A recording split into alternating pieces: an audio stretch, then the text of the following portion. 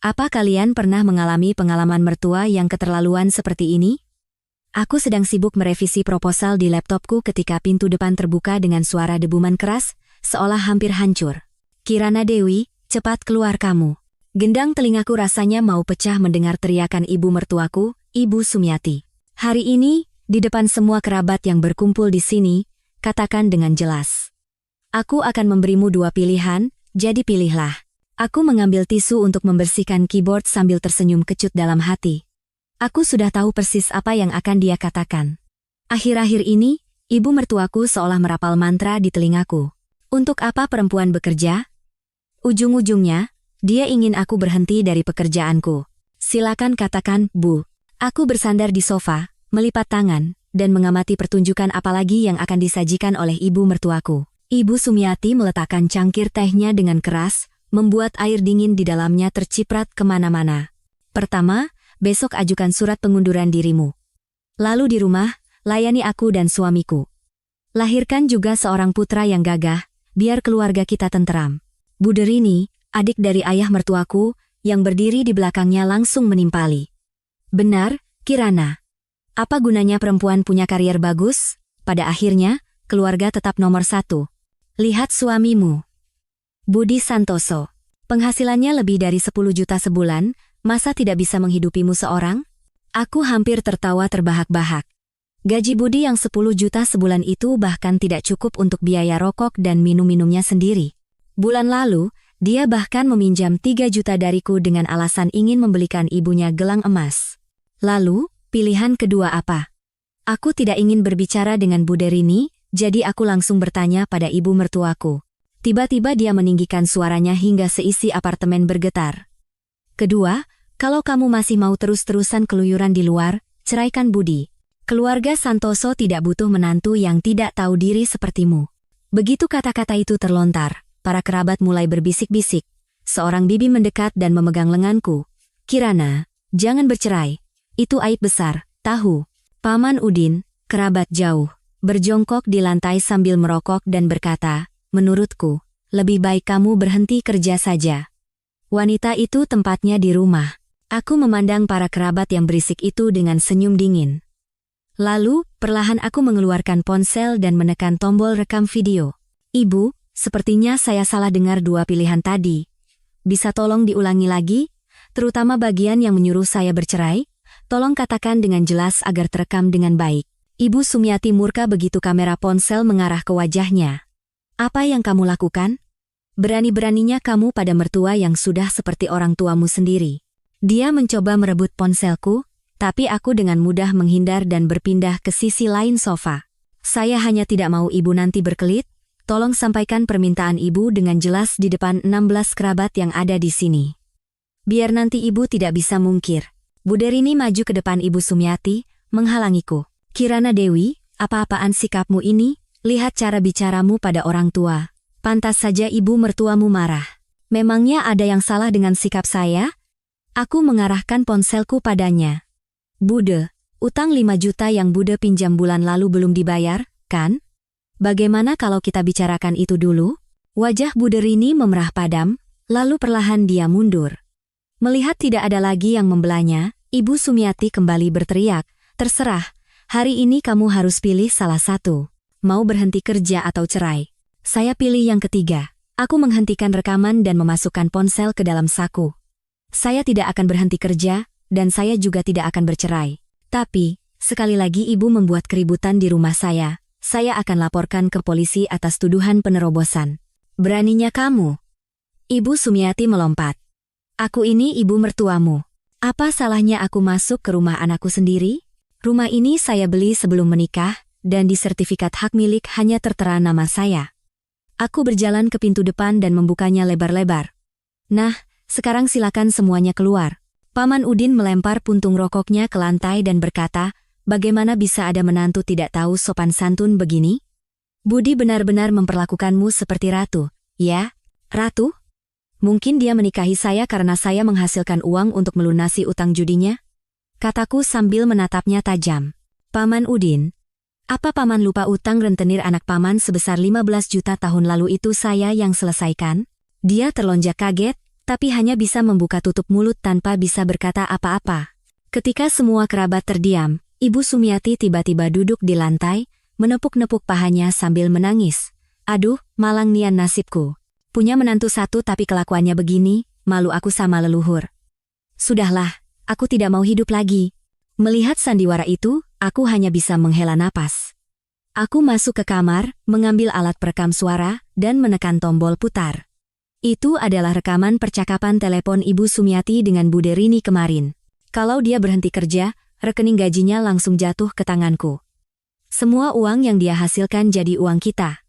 Kata Budi, sebulan dia bisa dapat ratusan juta. Ruang tamu seketika hening seolah disiram air es. Tangisan Ibu Sumiati berhenti mendadak, dan dia menatap kosong alat perekam di tanganku. Nah, lihat. Aku memasukkan alat perekam ke saku. Semua sudah tahu kan apa niat Ibu sebenarnya? Ibu ingin saya berhenti kerja agar bisa dijadikan pembantu gratis dan uang hasil jerih payah saya dirampas. Lupakan saja mimpi itu. Aku menunjuk ke arah pintu depan. Sekarang, bawa orang-orang ini keluar. Kalau tidak, rekaman ini akan saya kirimkan ke Budi, dan saya akan panggil polisi untuk menanyakan apakah ini termasuk dalam kategori pemerasan dan ancaman. Wajah Ibu Sumiati pucat pasi. Bu Derini membantunya berdiri, tapi sampai akhir dia masih berteriak, lihat saja. Ini belum berakhir. Para kerabat mengikutinya dalam diam seperti tikus. Saat Paman Udin melewatiku, dia berbisik, Kirana, jangan terlalu keras pada ibu mertuamu. Paman urus saja anak paman sendiri. Begitu aku menutup dan mengunci pintu, aku mendengar ibu mertuaku berteriak dari koridor. Budi Santoso, istrimu ini sudah tidak tahu sopan santun, berani melawan langit, cepat datang dan urus perempuan ini. Aku bersandar di pintu dengan senyum mengembang. Berhenti kerja? Cerai? Apa aku terlihat begitu mudah diremehkan? Lihat saja. Ini baru permulaan. Aku melirik keyboard yang rusak karena tumpahan kopi, lalu mengambil ponsel dan mengirim pesan ke asistenku. Besok tolong belikan keyboard baru, ya? Yang paling bagus. Untuk menghadapi orang-orang seperti mereka, aku harus lebih kuat. Semakin mereka mencoba menindasku, semakin tegak aku harus berdiri. Dan Budi Santoso. Baguslah kalau dia datang. Ada banyak hal yang harus kuperhitungkan dengannya. Kirana, kamu sudah gila? Apa yang kamu lakukan pada ibuku? Teriakan Budi sudah terdengar dari koridor. Dia sepertinya langsung bergegas dari kantor setelah ditelepon ibunya, napasnya terengah-engah saat masuk ke dalam rumah. Di belakangnya, beberapa kerabat yang belum pulang ikut masuk. Bu Derini terus mengipas-ngipasi suasana. Budi, bagus kamu datang. Istrimu ini hampir membuat ibumu pingsan. Budi menepis tanganku. Ibu menyuruhmu berhenti kerja itu demi kebaikanmu? Apa itu salah? Memangnya ibu mau mencelakaimu? Apa bagusnya perempuan keluyuran setiap hari?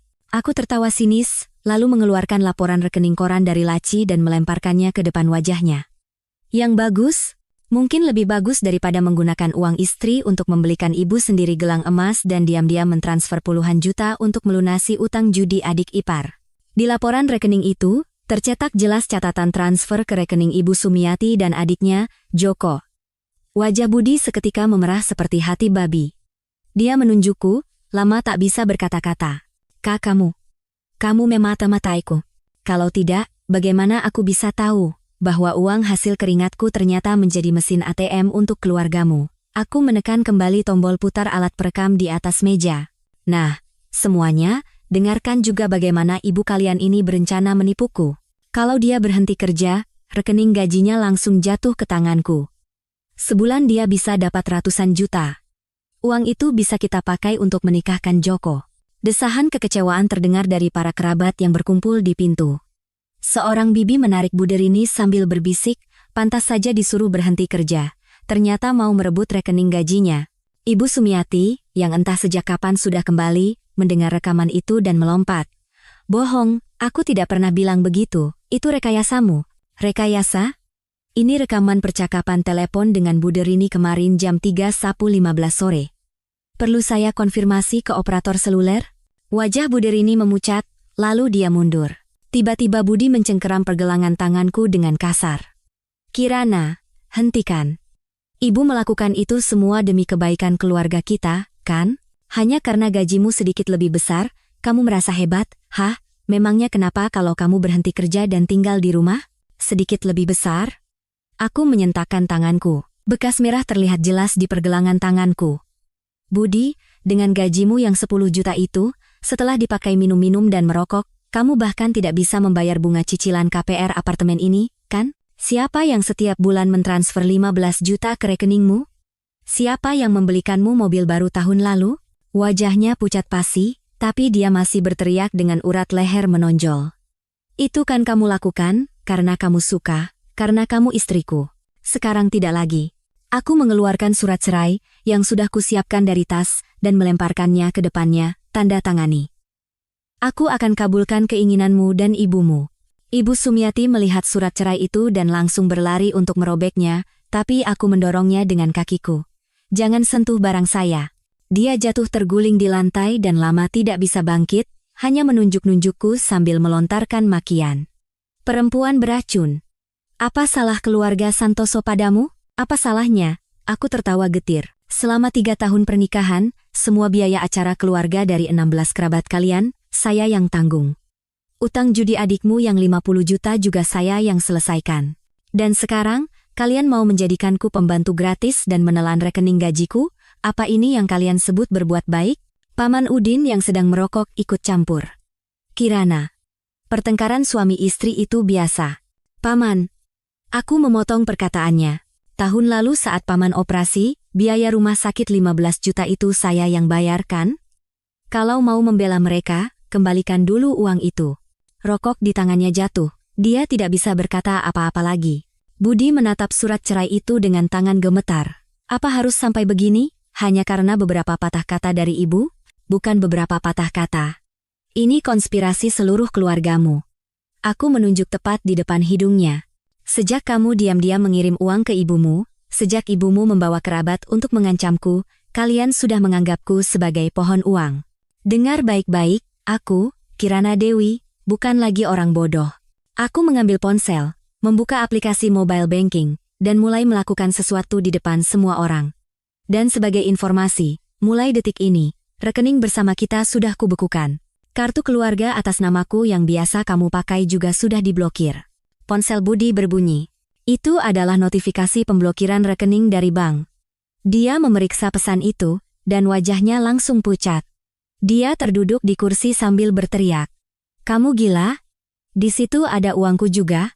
Uangmu? Aku tertawa sinis. Dari 500 juta di rekening itu, 450 jutanya adalah bonus akhir tahunku. Kamu punya nurani mengatakan hal itu? Ibu Sumiati tiba-tiba bangkit dari lantai dan berlari seperti orang gila ke arah ponselku.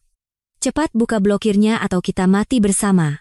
Aku dengan mudah menghindar, dan dia menabrak lemari TV dengan keras. Jeritan kesakitan terdengar, dan para kerabat berlari ketakutan untuk menolongnya. Ruang tamu seketika menjadi kacau balau. Jangan bergerak. Aku berteriak lantang sambil mengarahkan ponselku ke arah mereka. Siapapun yang bergerak satu langkah lagi, akan langsung saya laporkan ke 112 atas tuduhan perampokan. Semua orang membeku di tempat. Ibu Sumiati, sambil memegangi dahinya yang berdarah, menatapku dengan tatapan lupa akan rasa sakitnya. Sekarang, bawa anakmu dan orang-orang ini keluar dari rumahku. 3 hari lagi, kita bertemu di depan pengadilan. Kalau kau terlambat, jangan harap dapat apa-apa. Budi menatapku dengan pandangan tidak percaya. Kirana, apa kau benar-benar harus sekejam ini? Kalian yang membuatku seperti ini, kataku menatapnya lurus. Sejak kalian mulai menipu dan memanfaatkanku, kalian seharusnya sudah siap dengan hari seperti ini. Para kerabat hanya saling pandang, tidak ada yang berani membuka mulut. Buderini membopong Ibu Sumiati dan berkata, Kak, ayo kita pergi dulu hari ini. Saat melewati aku, Ibu Sumiati yang dipapah keluar meludah dengan sinis. Lihat saja. Aku tidak akan membiarkanmu begitu saja. Kapan saja? Begitu aku menutup dan mengunci pintu, aku mendengar Budi berteriak dari koridor. Bu, tolong tenang, Bu. Aku bersandar di pintu dan menghela napas panjang. Rasanya lega sekali. Kemarahan yang kupendam selama 3 tahun akhirnya meledak hari ini. Melihat surat cerai di atas meja, aku mengambil pulpen dan menandatangani namaku di kolom istri. Mulai hari ini, aku, Kirana Dewi, bukan lagi properti siapapun, bukan lagi mesin ATM siapapun. Siapapun yang mencoba menipuku, pasti akan menanggung akibatnya. Saat itu, telepon berdering. Itu dari wakil direktur di kantor. Bu Kirana, rapat proyek besok, pihak klien minta diadakan pagi hari. Apa tidak apa-apa? Tidak masalah, Pak. Saya akan datang tepat waktu. Aku tersenyum sambil menutup telepon. Melihat lemari TV yang rusak karena ditabrak Ibu Sumiati, aku tertawa kecil. Mereka pikir jika aku berhenti kerja, aku akan berada dalam genggaman mereka. Naif sekali. Lihat saja nanti. Yang benar-benar menarik baru akan dimulai. Aku mengambil ponsel dan mengirim pesan ke seorang teman. Tolong carikan pengacara perceraian terbaik. Uang bukan masalah. Temanku langsung membalas. Seharusnya dari dulu kamu putus. Kirim alamatmu, aku ke sana sekarang.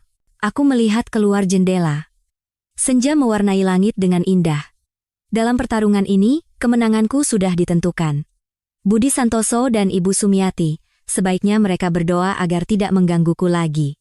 Jika tidak, aku akan membuat mereka merasakan apa artinya penyesalan sampai ke tulang. Baru saja selesai menelepon temanku, terdengar suara gedoran keras seolah ingin mendobrak pintu. Teriakan Ibu Sumiati merembes melalui celah pintu. Kirana Dewi, perempuan tidak tahu berterima kasih. Cepat buka blokir rekeningnya sebelum aku dobrak pintu ini. Aku mengambil tongkat baseball di sebelah pintu dan mengintip dari lubang intip. Dia sedang menyuruh Budi menendang pintu, sementara Buderini dan Paman Udin menyemangati di sampingnya. Beberapa tetangga keluar untuk menonton. Silakan saja didobrak.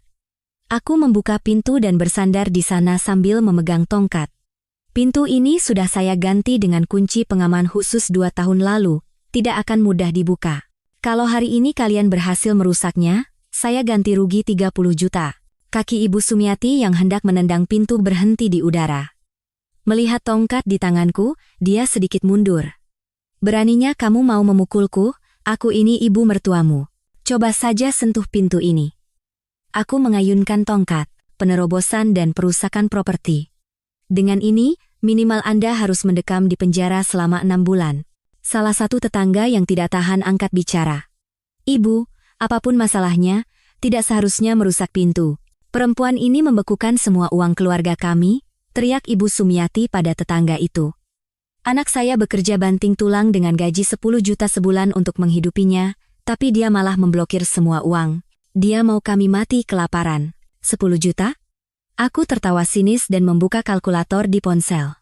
Budi, biaya rokok sebulan 1,5 juta, biaya minum-minum 1 juta. Uang yang dipakai untuk berjudi dengan teman-temannya minimal 3 juta.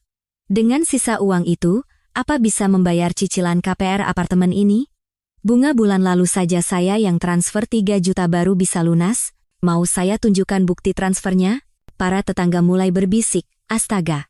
Seorang ibu dari lantai atas yang sepertinya tahu situasinya berkata, cicilan KPR rumah itu sebulan bisa 7 juta. Dengan gaji anaknya saja jelas tidak akan cukup. Wajah Budi memerah. Dia menarik Ibu Sumiati dan berkata, Bu, sudah, Bu. Apanya yang sudah? Ibu Sumiati menepis tangannya dan menunjuk tepat di depan hidungku. Dasar perempuan sombong, hanya karena gajimu besar, kamu jadi lupa daratan?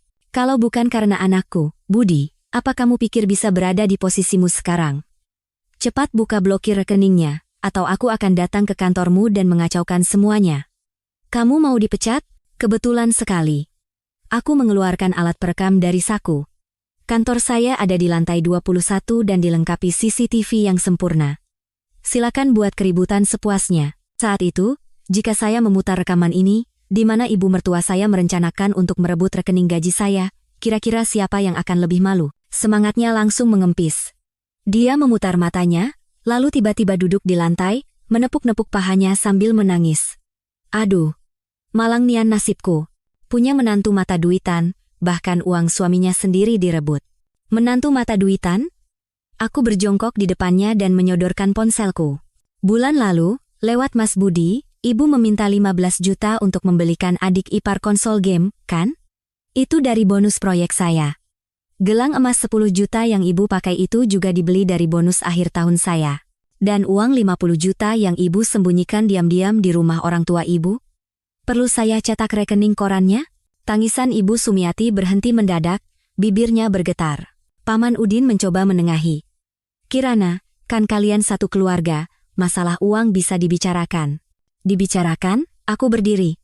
Saat kalian menipu saya, apa kalian bicara dengan saya? Saat kalian membawa kerabat untuk mengancam saya berhenti kerja, apa kalian bicara dengan saya? Saat Budi diam-diam menggelapkan uang, apa dia bicara dengan saya?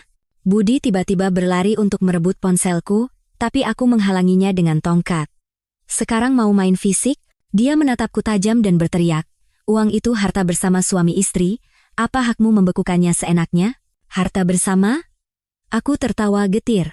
Sebelum menikah, kita sudah membuat perjanjian pranikah. Apartemen atas namaku ini, dan tabunganku, semuanya adalah harta pribadiku. Gaji yang kudapat setelah menikah juga sama. Apa kamu lupa kita menandatangani perjanjian pranikah? Wajahnya pucat pasi. Saat menikah, dia berkata dia mencintaiku sebagai pribadi, bukan karena uangku, dan menyarankan agar aku mengelola gajiku sendiri. Dia bahkan yang lebih dulu mengusulkan perjanjian itu. Dulu aku tersentuh dengan kata-katanya, tapi sekarang aku sadar, itu semua adalah bagian dari rencananya. Kakakmu dari awal sudah merencanakan semua ini? Suara Budi bergetar. Kalian yang membuatku seperti ini, aku menurunkan tongkatku. 3 hari lagi di pengadilan. Sekarang, tolong biarkan para tetangga beristirahat. Ibu Sumiati, melihat bahwa sandiwaranya tidak berhasil, tiba-tiba bangkit dan berlari masuk ke dalam rumah. Aku harus membuka blokir rekening ini hari ini juga. Aku membiarkannya masuk, lalu mengangkat ponsel dan menelepon 112. Ya, halo polisi? Ada perampok masuk ke rumah saya. Alamatnya? Dia yang hendak menyentuh ponselku mendengar panggilan itu dan menarik tangannya dengan ketakutan. Beraninya kamu lapor polisi. Masuk ke rumah orang secara ilegal, masa tidak boleh lapor? Kataku sambil tetap memegang ponsel, polisi akan segera tiba. Kalau tidak mau menginap di penjara beberapa hari, bawa orang-orang itu dan segera keluar. Para tetangga juga mulai membujuk. Ibu, sebaiknya pergi saja. Kalau polisi benar-benar datang, urusannya bisa panjang. Ibu Sumiati gemetar karena marah, menunjuk-nunjukku. Lihat saja. Aku tidak akan mundur begitu saja. Kapan saja. Aku melihat mereka keluar seperti diusir dan menutup pintu. Aku bersandar di pintu, merasa sangat lega. Baru saja hendak beristirahat, telepon berdering. Dari bank. Ibu Kirana Dewi? Suami Anda, Bapak Budi, meminta pembukaan blokir rekening dengan alasan terjadi kesalahan. Kami menelepon untuk konfirmasi. Bukan kesalahan. Saya yang memblokirnya. Jangan pernah dibuka. Dan ke depannya, jika dia menelepon lagi, tolong jangan ditanggapi. Setelah menutup telepon, aku mengumpulkan semua buku tabungan dan kartu di rumah, lalu memasukkannya ke dalam brankas. Sungguh, selama ini mataku buta. Bisa-bisanya aku tertipu oleh keluarga seperti ini. Saat itu, temanku datang. Melihat kondisi rumah, dia marah besar. Keluarga ini benar-benar keterlaluan. Jangan khawatir, pengacara yang kucarikan adalah yang terbaik di bidang ini. Dia akan membuat mereka pergi dengan tangan hampa. Pergi dengan tangan hampa saja tidak cukup. Aku akan menagih semua uang yang sudah mereka peras dariku. Aku mengeluarkan buku catatan. Selama 3 tahun ini, total uang yang kuhabiskan untuk keluarga itu mencapai 300 juta. Tidak akan kurang 1 sen pun. Temanku melihat buku catatan itu dan berdecak kagum. Ya ampun. Kamu ini bukan menikah, tapi memelihara parasit. Saat kami sedang berbicara, ponselku berdering. Nomor tak dikenal. Ternyata suara Ibu Sumiati. Kirana, Ibu salah. Tolong buka blokir rekeningnya, ya. Budi besok harus bayar sewa kontrakan. Kan ada gajinya sendiri. Dengan 10 juta, masa tidak bisa bayar kontrakan? Kataku sinis. Suaranya menjadi pelan. Gaji itu sudah ibu pakai untuk bayar utang judi Joko. Aku tertegun. Gaji Budi, meskipun tidak cukup untuk biaya hidup, seharusnya tidak sampai tidak bisa membayar kontrakan. Ternyata semuanya dipakai untuk melunasi utang adiknya. Itu urusan keluarga kalian, tidak ada hubungannya dengan saya. Aku menutup telepon dan memblokir nomornya. Temanku menatapku dan berkata, bagus. Jangan pernah luluh pada orang-orang seperti itu. Aku mengangguk. Di luar jendela, hari sudah gelap. Pertarungan ini, setengahnya sudah kumenangkan. Yang tersisa hanyalah menunjukkan dengan jelas betapa pahitnya harga yang harus mereka bayar karena telah menipuku. Keesokan paginya, Saat aku tiba di kantor, Budi sedang berjongkok di depan lobi. Begitu melihatku, dia langsung berlari. Kirana, ayo pulang. Ibu sudah mengaku salah. Beliau tidak akan menyuruhmu berhenti kerja lagi. Sudah terlambat, kataku menatapnya. 3 hari lagi di pengadilan. Dan jangan pernah datang ke kantorku lagi, tidak enak dilihat. Aku benar-benar salah. Beri aku satu kesempatan lagi. Dia mencoba memegang tanganku, tapi aku menghindar. Kesempatan? Saat kamu diam-diam menggelapkan uang, apa kamu memberiku kesempatan? Saat ibumu membawa kerabat untuk mengancamku, apa kamu memberiku kesempatan? Budi, kita sudah selesai.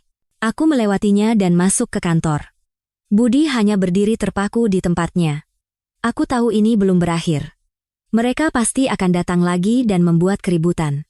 Tapi aku tidak takut lagi.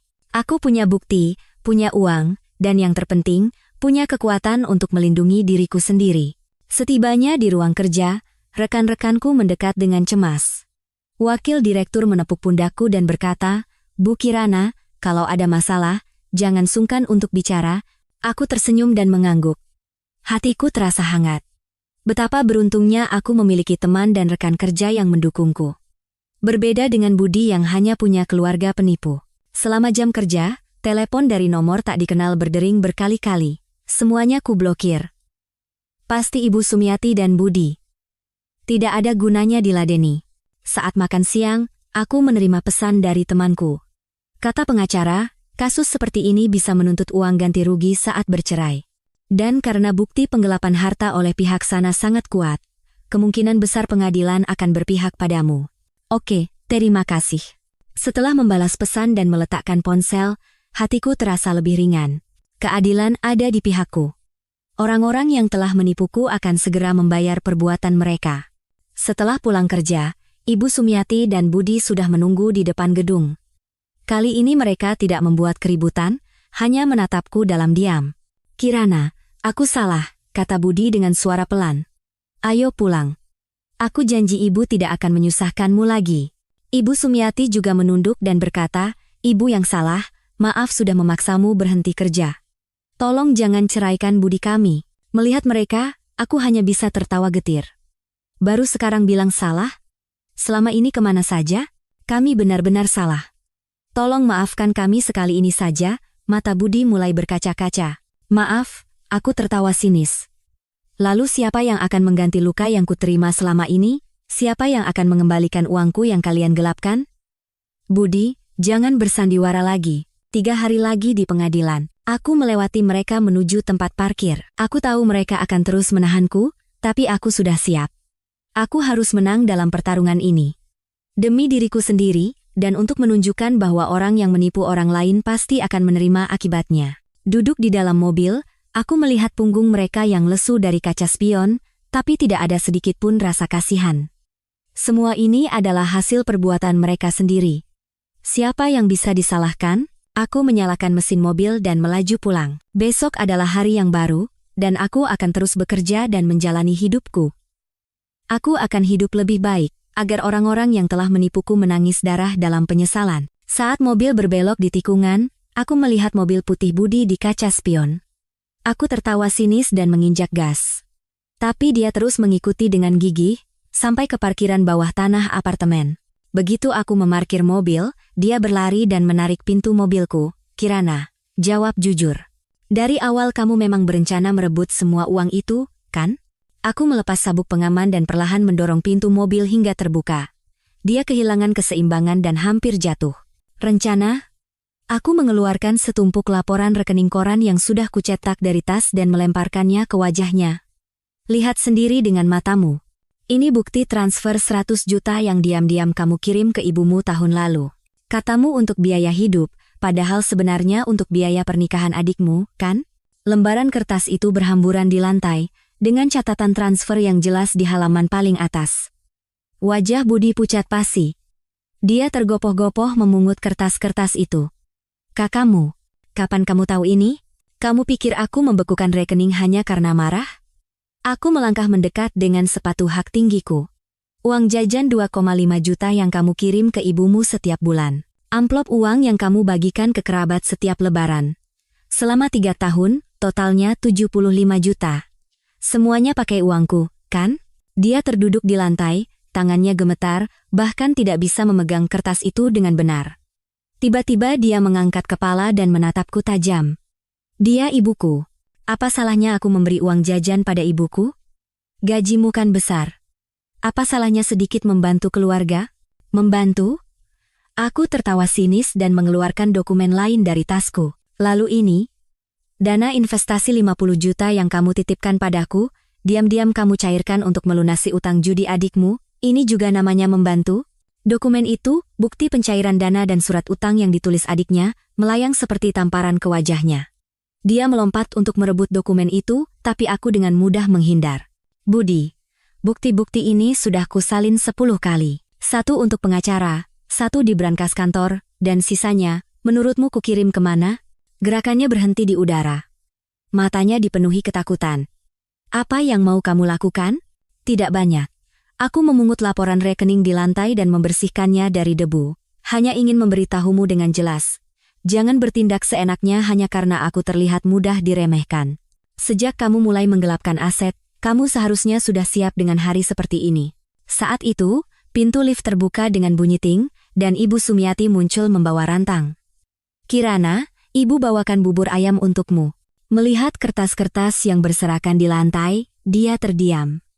Rantang itu jatuh ke lantai dengan suara keras, dan bubur ayam tumpah kemana-mana.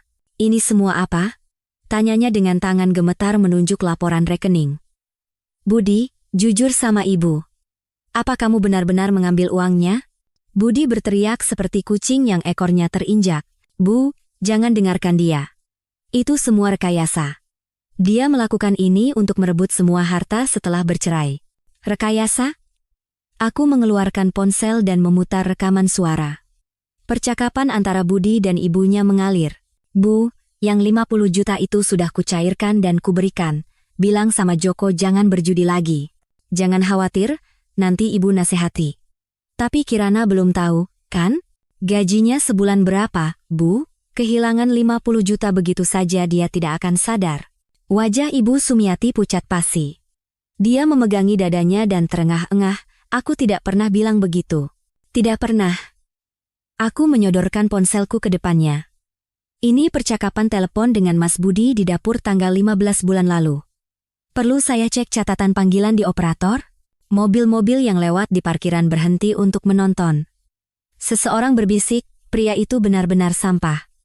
Uang istri dipakai untuk adiknya. Budi, menyadari bahwa dia tidak bisa lagi mengelak, tiba-tiba berlutut di depanku dengan suara keras, Kirana, aku salah, aku benar-benar salah. Uang itu akan kukembalikan semua. Tolong, jangan ceraikan aku, ya? Mengembalikan? Aku menatapnya. Pakai apa? Dengan gajimu yang 10 juta itu? Setelah mengurus ibu dan adikmu, kamu bahkan tidak bisa mengurus dirimu sendiri. Bagaimana kamu mau mengembalikan ratusan juta padaku? Ibu Sumiati ikut berlutut dan memegangi ujung celanaku. Kirana, kita sudah hidup sebagai suami istri sekian lama. Tidak bisakah kamu maafkan sekali ini saja? Kami janji tidak akan ada lagi kejadian seperti ini. Hidup sebagai suami istri?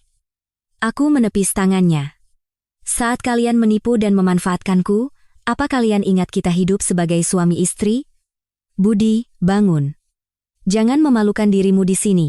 3 hari lagi di pengadilan. Jangan terlambat 1 menit pun. Aku langsung berbalik.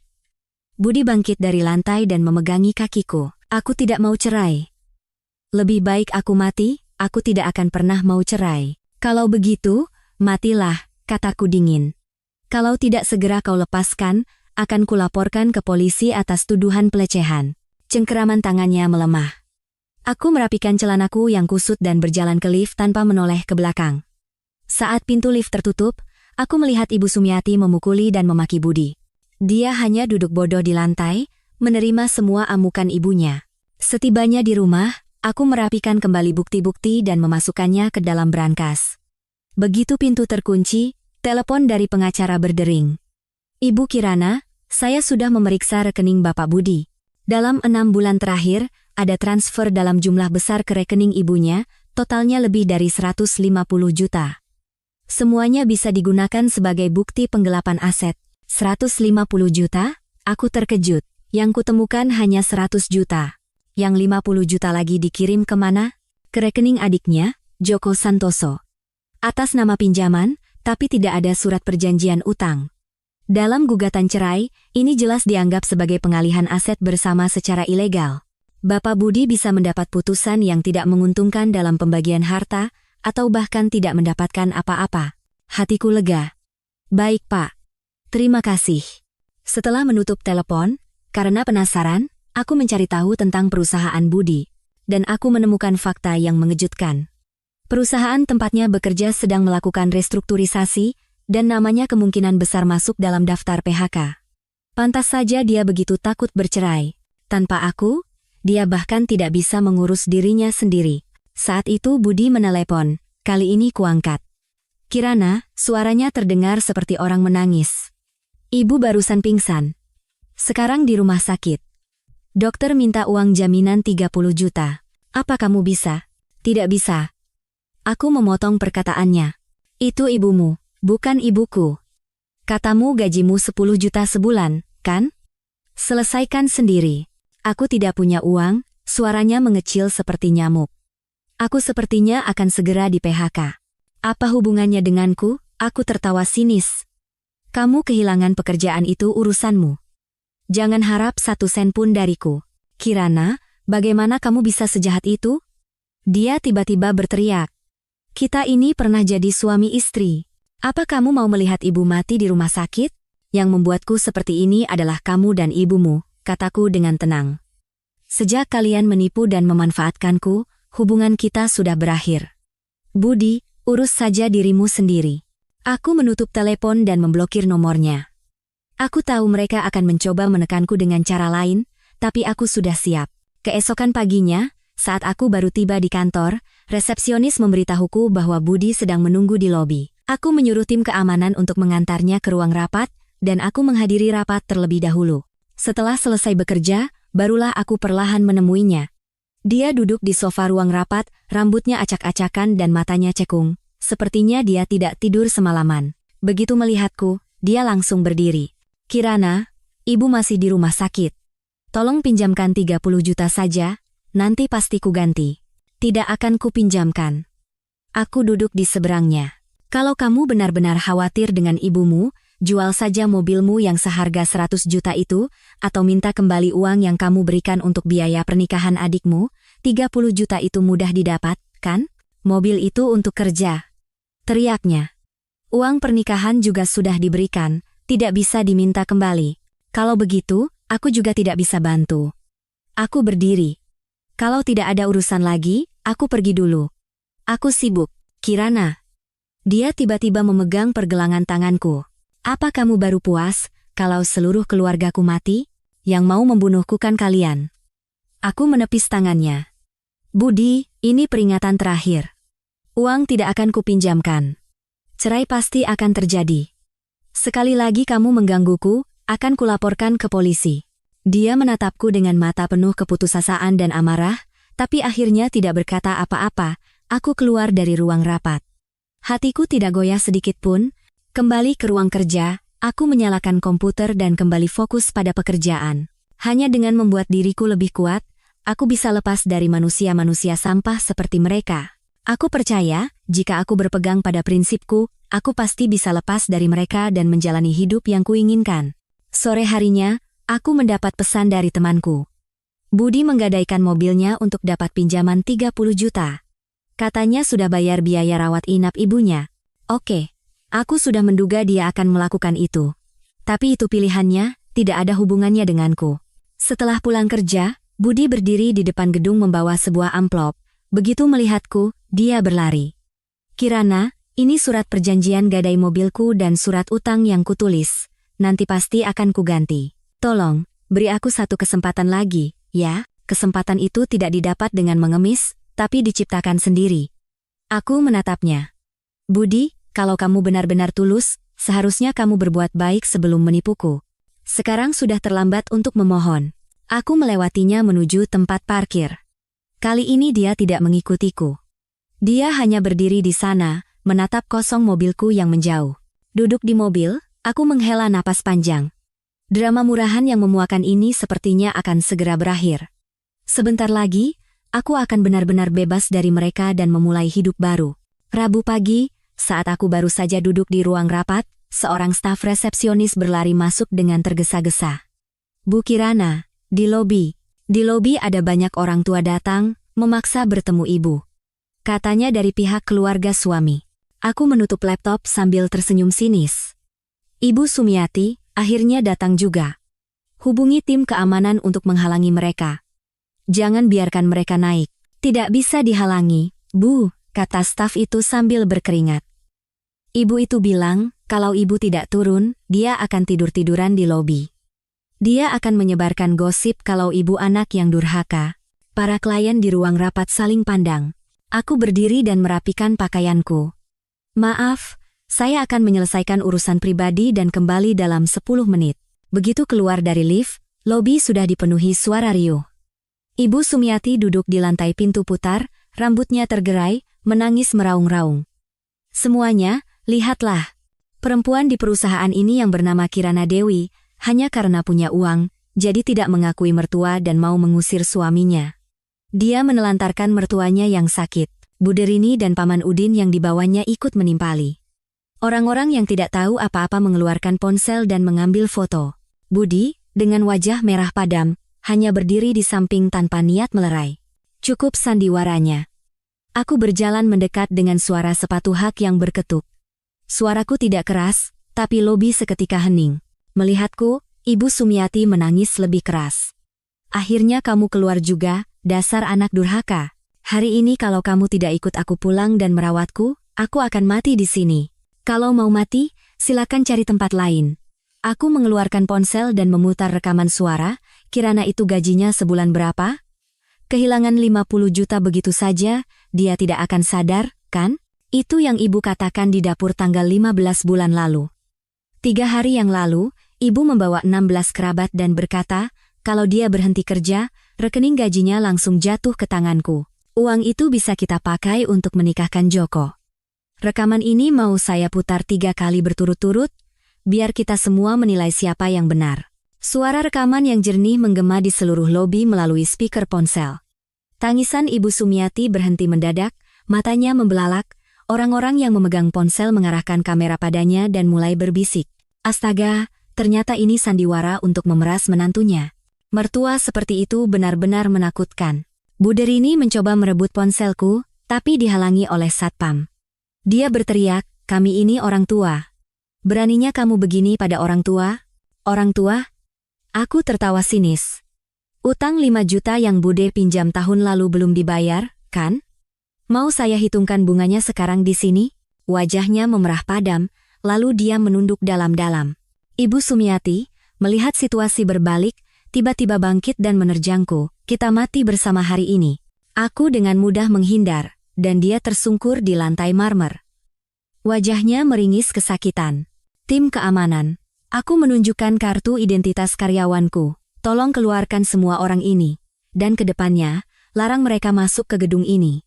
Jika mereka membuat keributan lagi, segera lapor polisi. 2 orang satpam memegangi Ibu Sumiati dari kedua sisi. Paman Udin dan Buderini tergopoh-gopoh mengikuti. Mereka masih bergumam, lihat saja nanti. Budi hanya berdiri terpaku sebelum didorong keluar oleh satpam. Saat melewatiku, dia berbisik, Kirana, kamu benar-benar kejam. Dibandingkan dengan konspirasi keluargamu, ini masih tergolong baik hati, kataku menatapnya. Jam 2 siang di pengadilan, jangan terlambat. Saat aku kembali ke ruang rapat, direktur perusahaan klien tersenyum sambil mengacungkan jempol. Bu Kirana, Anda hebat sekali. Bisa menyelesaikan masalah keluarga seperti itu dengan begitu rapi. Saya salut. Aku tersenyum dan duduk kembali. Maaf atas keributannya. Mari kita lanjutkan rapat. Rapat hari itu berjalan sangat lancar, dan klien langsung menandatangani kontrak di tempat. Mereka bilang suka dengan caraku menangani masalah, dan ingin terus bekerja sama. Setelah rapat selesai, rekan-rekanku berkumpul di sekelilingku. Seorang staf administrasi memberiku minuman dan berkata, Bu, tadi keren sekali. Waktu rekaman itu diputar, rasanya lega sekali. Orang-orang seperti itu memang harus diperlakukan begitu. Aku tersenyum sambil meminum minumanku. hatiku lega. Aku tiba di pengadilan jam 1:30 siang. Budi datang terlambat 10 menit. Dia mengenakan kemeja kusut dan kantung matanya menghitam. Ibu masih di rumah sakit. Dia menyodorkan surat keterangan dokter. Bisa kita tunda beberapa hari? Tidak bisa. Aku mengeluarkan surat cerai. Tanda tangani. Dengan begitu, kamu juga bisa pergi merawat ibumu. Dia menatap kalimat tanpa pembagian harta di surat itu dengan tangan gemetar. Apa kamu benar-benar tidak mau memberiku sedikit pun celah? Celah itu diberikan oleh kedua belah pihak. Aku memberikan pulpen padanya. Saat kamu diam-diam menggelapkan uangku, apa kamu memberiku celah? Saat ibumu membawa orang untuk mengancamku, apa dia memberiku celah? Dia menggertakkan gigi dan menandatangani namanya di kolom suami. Aku mengambil surat itu dan langsung berbalik. Begitu keluar dari gedung pengadilan, sinar matahari terasa hangat. Aku menarik napas dalam-dalam. Rasanya seluruh tubuhku menjadi ringan. Begitu masuk mobil, telepon dari temanku berdering. Selamat. Akhirnya kamu bebas dari keluarga neraka itu. Malam ini aku yang traktir. Kita rayakan hidup barumu. Oke, kataku sambil tersenyum. Kamu yang pilih tempatnya, aku datang tepat waktu. Setelah menutup telepon, aku melihat keluar jendela. Langit tampak sangat biru. Mimpi buruk selama 3 tahun akhirnya berakhir. Tapi aku tahu Ibu Sumiati tidak akan mundur begitu saja. Tidak apa-apa. Aku bukan lagi Kirana yang lemah hati seperti dulu. Pada hari sidang, seluruh keluarga Budi muncul di pengadilan. Ibu Sumiati duduk di kursi roda, wajahnya pucat pasi, terlihat benar-benar sakit. Adik ipar, Joko, menatapku seolah ingin membunuhku dari samping, sementara Budi dengan wajah lesu menghindari tatapanku. Pengacara Budi menyerahkan beberapa lembar bukti transfer yang kukirimkan ke temanku sebagai bukti. Hakim, istri tergugat, Kirana Dewi, selama masa pernikahan telah beberapa kali mentransfer uang dalam jumlah besar ke temannya, totalnya mencapai 250 juta rupiah. Ini jelas merupakan penggelapan harta bersama. Pengacaraku tertawa sinis dan menyerahkan slip gajiku. Hakim, klien saya memiliki gaji rata-rata lebih dari 100 juta per bulan. 250 juta hanyalah gaji 2 atau 3 bulan. Selain itu, transfer ini adalah untuk investasi melalui temannya, dan ini adalah kontraknya sebagai bukti. Lalu, dia menyerahkan bukti-bukti penggelapan harta oleh Budi. Sebaliknya, suami klien saya, Budi Santoso, selama masa pernikahan telah beberapa kali mentransfer uang dalam jumlah besar kepada ibu dan adiknya, dengan total lebih dari 150 juta. Ini jelas merupakan tindakan penyembunyian aset ilegal. Wajah Budi memerah seperti hati babi, dan pengacaranya tidak bisa berkata apa-apa. Akhirnya, hakim menolak klaim Budi, dan memutuskan dia harus membayar ganti rugi 30 juta dan mengembalikan 150 juta yang telah digelapkannya kepadaku. Begitu putusan dibacakan, Ibu Sumiati melompat dari kursi rodanya dan berteriak pada hakim. Anda pasti disuap perempuan itu. Saya tahu Anda menerima suap. Saya akan banding. Petugas pengadilan segera menahannya.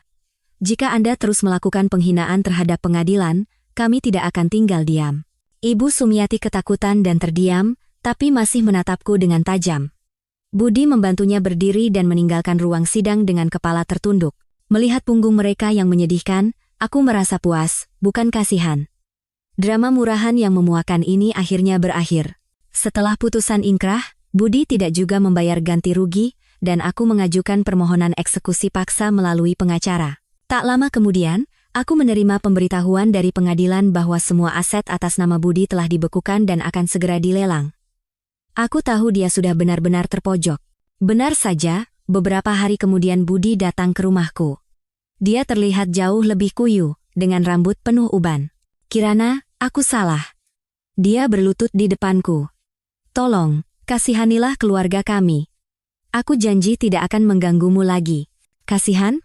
Aku menatapnya. Saat kalian menipu dan memanfaatkanku, apa kalian pernah mengasihaniku? Budi, sebaiknya kamu pikirkan bagaimana cara membayar utangmu.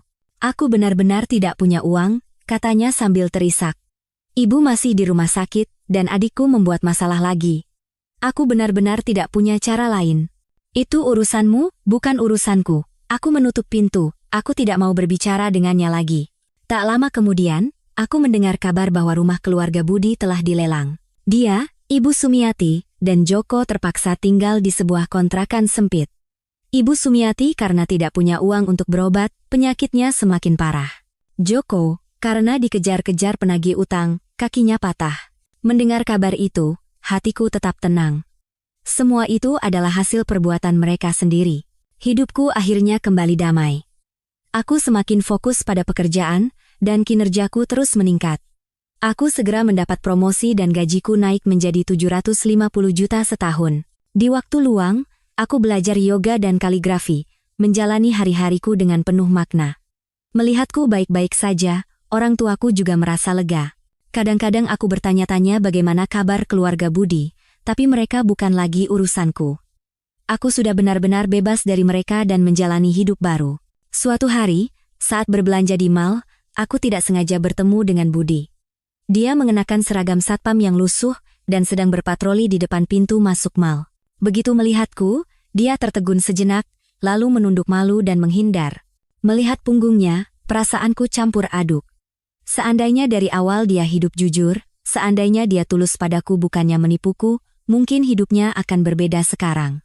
Tapi dalam hidup tidak ada seandainya. Setiap orang harus bertanggung jawab atas pilihannya. Aku terus berjalan. Sinar matahari yang masuk melalui jendela kaca mal terasa hangat, masa depanku akan semakin cerah. Karena ini adalah kehidupan yang kubangun dengan usahaku sendiri, bukan dengan bergantung pada orang lain. Drama murahan ini berakhir dengan kekalahan telak mereka, dan aku akhirnya hidup seperti yang kuimpikan. Pada hari rumah Budi dilelang, Paman Udin tiba-tiba meneleponku. Dia berbisik, "Kirana, ada yang mau Paman sampaikan."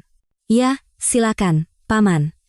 Aku menghentikan sejenak pulpenku yang sedang menandatangani kontrak baru. Sumiati itu. Dia menyembunyikan uang simpanan.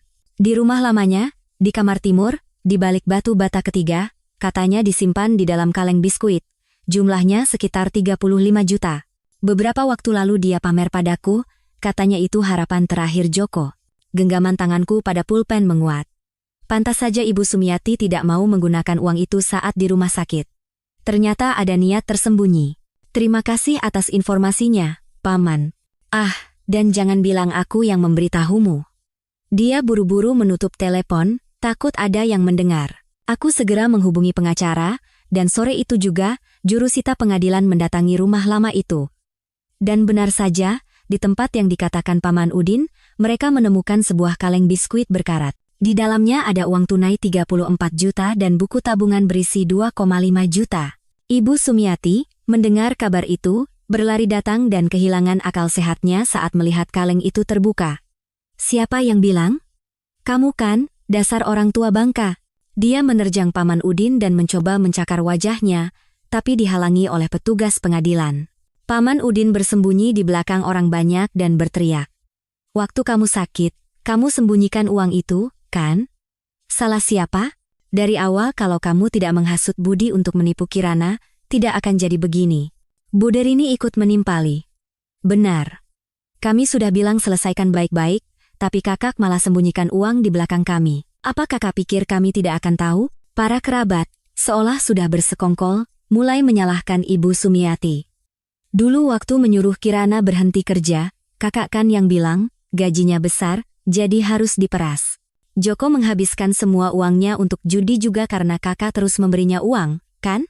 Kakak janji akan memberi kami 500 ribu per orang kalau ikut membuat keributan di kantornya, tapi sampai sekarang belum dibayar." Ibu Sumiati, yang kemarin masih menjadi sekutunya, tidak bisa berkata-kata mendengar tuduhan dari kerabatnya sendiri, bibirnya hanya bergetar. Budi di sampingnya, dengan wajah pucat pasi, akhirnya terduduk di lantai sambil memegangi kepalanya. Jurusita menghitung uang itu dan berkata pada Budi, "Totalnya 36,5 juta. Akan kami potong dari ganti rugi terlebih dahulu, sisanya harus dilunasi dalam sebulan." "Tidak ada uang. Saya benar-benar tidak punya uang lagi." Budi melompat dan berteriak, "Itu uang simpanan terakhir ibu saya untuk hari tuanya, apa itu juga harus direbut? Uang hari tua?" Aku tertawa sinis dan mengeluarkan sebuah foto. Ini foto Joko di tempat perjudian bulan lalu. Dengan uang hari tua itu, dia membeli sebuah motor baru, ya? Saya tidak tahu.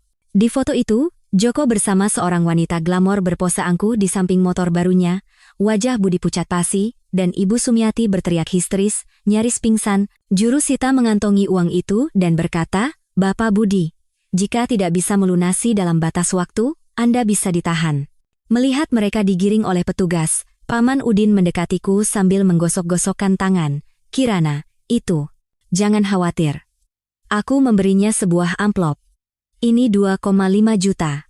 Terima kasih atas informasinya. Kedepannya, jangan berurusan lagi dengan orang-orang seperti itu." Dia menerima amplop itu dengan tangan gemetar sambil terus mengangguk. Tentu. Kirana, kamu memang orang baik." Aku tersenyum getir. Kerabat-kerabat ini pada akhirnya hanya mengejar keuntungan. Mereka membela Ibu Sumiati, dan sekarang membela aku, semuanya karena menguntungkan diri mereka sendiri. Kembali ke kantor, asistenku membawakan kopi dan berkata, "Bu, tadi ada telepon dari pengacara. Katanya pengacara Pak Budi ingin berdamai. Mereka bertanya apa ganti ruginya bisa dikurangi. Tidak bisa kurang 1 sen pun." Aku membalik dokumen. "Sampaikan pada mereka, jangan banyak berpikir, siapkan saja uangnya." Saat itu, telepon dari nomor tak dikenal berdering. Ternyata Joko. "Kak Kirana, saya salah. Motor itu sudah saya jual, dapat 15 juta. Uang ini saya berikan, tolong jangan sampai kakak saya ditahan." "Tidak bisa." Aku langsung menutup telepon. Saat dia menggunakan uangku untuk berjudi, apa dia tidak berpikir hari seperti ini akan datang?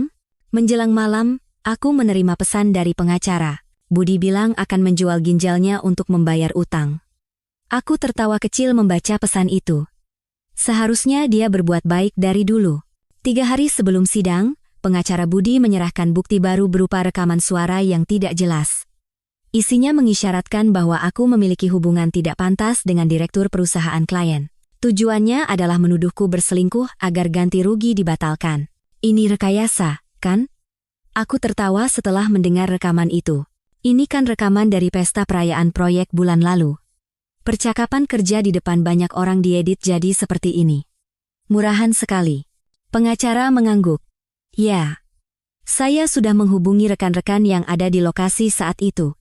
Semuanya bersedia menjadi saksi.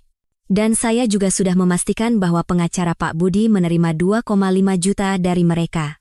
Uang itu berasal dari simpanan tersembunyi Ibu Sumiati.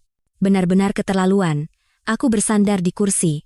Di persidangan nanti, buat mereka menyesal sampai ke tulang. Pada hari sidang, Ibu Sumiati muncul di kursi roda dengan papan bertuliskan "Saya dianiaya" di lehernya. "Hakim, saya dianiaya. Perempuan itu merebut semua uang anak saya dan berselingkuh dengan pria lain di luar." Hakim mengetuk palu. "Tenang. Pihak tergugat, silakan ajukan bukti." Pengacara Budi memutar rekaman itu. Di tengah suara bising, bagian di mana aku berkata, "Proyek ini berkat Bapak Direktur," diedit secara licik menjadi, "berkat Bapak." "Bapak tahu kan perasaan saya?" "Iya." Pengacaraku langsung mengajukan keberatan. Rekaman ini telah diedit dengan niat jahat. Pihak kami memiliki rekaman asli dan saksi. Direktur perusahaan klien dan 3 orang rekan kerja bergantian memberikan kesaksian, dan rekaman lengkap diputar di ruang sidang. Ketika kebenaran terungkap, pengacara Budi dengan wajah merah padam tidak bisa berkata apa-apa. Ibu Sumiati tiba-tiba melompat dari kursi rodanya dan menerjangku. "Dasar perempuan jalang. Akan kurobek-robek mukamu." Petugas pengadilan dengan cepat menahannya, tapi dia terus meronta. "Kamu yang merayu anakku. Kamu yang merebut semua uang keluarga kami. Apakah saya merebut uang atau tidak? Biarkan bukti yang berbicara." Aku menyerahkan foto simpanan tersembunyi Ibu Sumiati dan bukti perjudian Joko. "Hakim, pihak tergugat telah menyembunyikan aset dan merekayasa bukti untuk memfitnah penggugat. Kami memohon hukuman yang setimpal." Budi tiba-tiba berlutut di lantai dengan suara keras dan bersujud pada hakim. "Hakim, saya yang salah. Saya akan mengganti semua kerugian, tolong jangan tahan saya." Melihat anaknya mengaku bersalah, Ibu Sumiati bahkan lupa untuk menangis dan terduduk lemas di kursi rodanya. Akhirnya, hakim menjatuhkan putusan bahwa Budi harus membayar sisa ganti rugi sebesar 15 juta dalam waktu 15 hari, dan denda 10 juta atas tuduhan merekayasa bukti. Ibu Sumiati dijatuhi hukuman kurungan 7 hari atas tuduhan menghalangi proses peradilan. Begitu putusan dibacakan, Budi terduduk lemas di lantai, dan Ibu Sumiati berteriak histeris lalu pingsan. Keluar dari pengadilan, pengacara tersenyum dan berkata, selesai dengan memuaskan. Orang-orang itu tidak akan bisa bangkit lagi. Mereka menggali kuburan mereka sendiri, gumamku sambil menatap pintu pengadilan. Begitu masuk mobil, telepon dari Paman Udin berdering. Kirana, Sumiati itu waktu dibawa ke kantor polisi, dia teriak-teriak mau loncat dari atap gedung kantormu. Hati-hati, ya. Baik, Paman. Terima kasih. Aku menutup telepon dan segera menghubungi tim keamanan kantor untuk memperketat penjagaan. Menghadapi orang-orang seperti mereka tidak boleh lengah. Kembali ke kantor, aku memberitahukan hasil putusan kepada rekan-rekan, dan semua bertepuk tangan. Seorang staf administrasi memberiku dokumen, Bu, ini rencana workshop ke Bali minggu depan. Mohon diperiksa. Bagus. Lanjutkan sesuai rencana. Semua sudah bekerja keras, mari kita berlibur. Pada hari ke-7 penahanan Ibu Sumiati, aku menerima telepon dari kantor polisi. Dia, begitu dibebaskan, langsung datang ke depan gedung kantorku dan membuat keributan sambil membawa papan bertuliskan Kirana, bayar utangmu. Aku masuk ke kantor melalui pintu belakang dan melihat ke bawah dari jendela ruanganku. Ibu Sumiati duduk di taman sambil berteriak-teriak pada orang-orang. Aku menelepon Paman Udin. Paman, Ibu Sumiati membuat keributan di depan kantor saya. Bisa tolong datang dan menenangkannya?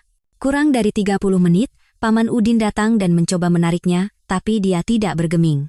Aku mengarahkan speaker kantor ke arah jendela dan berteriak, daripada membuat keributan di sana, lebih baik bayar dulu uang simpanan tersembunyi 34 juta yang ibu simpan di rumah lama. Termasuk 15 juta hasil penjualan motor yang dibeli anak ibu, Joko, dengan uang itu. Orang-orang di sekitar mulai berbisik dan mengambil foto. Wajah Ibu Sumiati memerah, dan ganti rugi yang harus dibayar anak ibu, Budi, hari ini adalah hari terakhir.